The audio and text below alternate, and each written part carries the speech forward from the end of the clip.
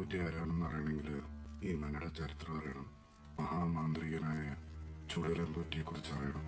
ഏറെ വർഷങ്ങൾക്ക് മുമ്പ് അഥർവ വേദാചാര്യായ ചുടലൻ പോറ്റി കഠിനവ്രതം അനുഷ്ഠിച്ച് വരാഹിയെ പ്രത്യക്ഷപ്പെടുത്തി. പോറ്റിയുടെ ഭക്തിയിൽ സംപ്രീതിയായ വരാഹി അദ്ദേഹത്തിന് ഒരു മാന്ത്രിക ചെല്ലം സമ്മാനിച്ചു. ആ ചെല്ലത്തിനുള്ളിൽ അമാനുഷിക ശക്തിയുള്ള ചാത്തനായിരുന്നു.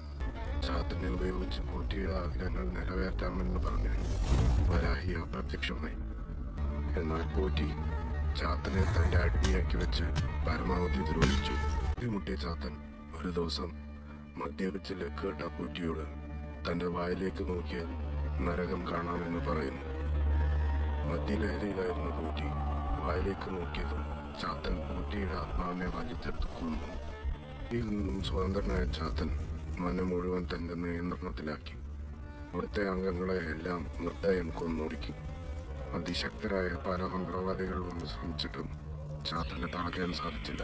ഒടുവിൽ മനക്കിലെ അവസാനത്തെ സന്തതിയായ കൊടുമൻ പോറ്റി ചാത്തനെ തളയ്ക്കാനെത്തി.